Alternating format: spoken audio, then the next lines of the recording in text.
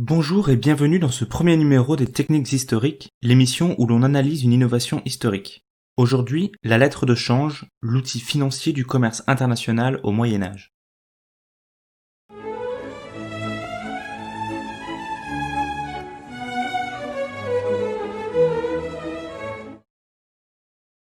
Au Moyen Âge, il existe déjà une économie mondialisée, avec des échanges commerciaux qui s'étendent de l'Europe à l'Extrême-Orient. Au XIIe siècle, l'Europe se structure autour de grands axes économiques, notamment le commerce des épices venus d'Orient, en Méditerranée, et l'industrie textile en Angleterre et dans les Flandres. Le commerce entre ces différentes zones géographiques implique de transporter des marchandises sur d'énormes distances, par voie terrestre ou maritime. Cela implique aussi de transporter de grandes sommes d'argent pour financer ce commerce. Or, à l'époque, les banques modernes n'existent pas, et il ne suffit donc pas de transférer de l'argent d'un compte bancaire vers un autre pour acheter une marchandise. Pour comprendre le problème, remontons le temps et suivons un marchand allemand au XIIe siècle. Ce marchand se rend à Bruges pour acheter de la laine anglaise qu'il souhaite revendre à profit à Nuremberg, sa ville de départ. Il est confronté à trois problèmes. Tout d'abord, il doit transporter une grosse cargaison d'argent à Bruges. C'est un voyage long et surtout dangereux. Si le marchand se fait attaquer par des bandits en chemin, il perd tout son capital. Arrivé sur place, il doit ensuite échanger sa monnaie de Nuremberg contre celle de Bruges pour acheter sa laine. Or, en revenant en Allemagne, il réalisera son chiffre d'affaires en monnaie allemande.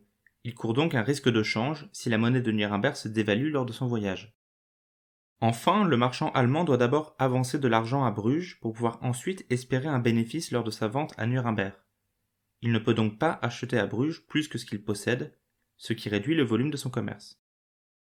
Pour pallier à ces trois problèmes, les marchands européens vont redécouvrir un très vieux système qui date au moins de l'Antiquité, la lettre de change.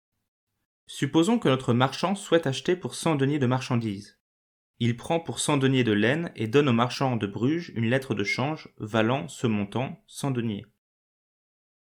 Rentré à Nuremberg, le marchand allemand vend sa laine et avec le bénéfice, il donne les 100 deniers à un changeur.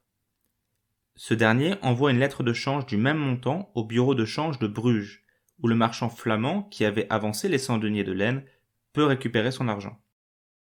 La lettre de change joue donc à la fois un rôle fiduciaire, c'est-à-dire de transport de valeur, et un rôle de crédit. Au XIIIe et XIVe siècle, l'Europe voit un développement spectaculaire des foires. Ce sont de grands marchés qui se tiennent à des dates régulières et dans lesquels se retrouvent beaucoup de marchands étrangers, car ils y bénéficient d'exemptions de taxes. C'est donc le lieu par excellence du commerce international entre grands marchands au Moyen Âge. Les plus grandes foires sont celles de Champagne, qui regroupent 6 foires de 2 mois chacune, autour notamment des villes de Troyes et de Provins. Retrouvons nos marchands de Bruges et Nuremberg à Provins. Le marchand allemand vend des draps à un marchand italien pour 100 deniers.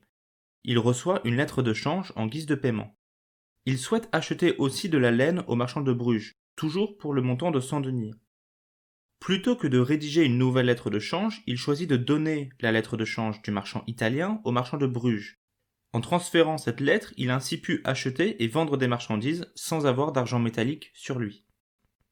Les dettes circulent ainsi dans toute l'Europe, de foire en foire, avec l'immense avantage qu'il n'y a pas besoin de grosses sommes d'argent en cash, car une dette peut en annuler une autre.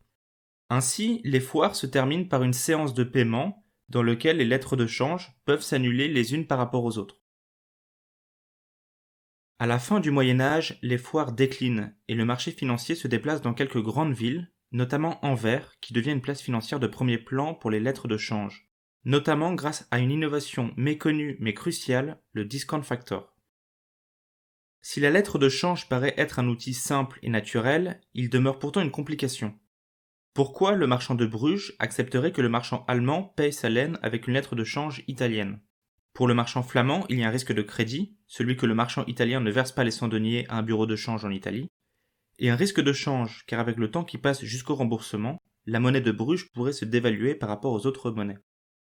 Pour accepter cette lettre de change, le marchand flamand va donc dévaluer la lettre, en considérant par exemple qu'il préfère vendre pour 90 deniers de marchandises payées cash aujourd'hui, plutôt que de recevoir une lettre de change de 100 deniers payable dans un an. La valeur aujourd'hui de cette lettre est donc de 90 deniers. On dit que la lettre de change est discountée. Mathématiquement, cela correspond à un taux d'intérêt de 11,11% sur un an. Si dans 6 mois le marchand de Bruges souhaite payer une de ses dettes avec cette lettre de change, elle vaudra désormais 95 deniers. À l'échéance, cette lettre vaudra bien sa valeur nominale, c'est-à-dire 100 deniers. Ce discount factor correspond grosso modo au prix de location de l'argent. Je préfère avoir l'argent liquide maintenant, et si j'accepte de le recevoir plus tard, je loue ce temps à un certain taux d'intérêt. L'invention de ce facteur d'actualisation peut paraître anodine, mais c'est une révolution dans l'histoire de la finance, car elle permet de faire le lien entre la circulation actuelle de l'argent et les instruments de crédit. Il est en effet facile d'échanger cette lettre dans un mois, dans 2 mois ou dans 6 mois, c'est-à-dire avant son échéance, car on peut calculer précisément sa valeur à tout instant, même si le taux de discount peut varier avec le temps. L'aspect crucial de cette innovation, c'est que la lettre de change passe ainsi de main en main facilement, et devient une sorte de monnaie virtuelle, et on peut d'ailleurs y voir l'ancêtre du billet de banque d'aujourd'hui. Cela permettra de dynamiser le commerce international de la fin du Moyen Âge à la révolution industrielle, et cela correspond à une étape importante dans la construction d'un système bancaire moderne. À noter d'ailleurs qu'encore aujourd'hui la notion de discount factor est utilisée en finance, preuve que son importance est toujours d'actualité.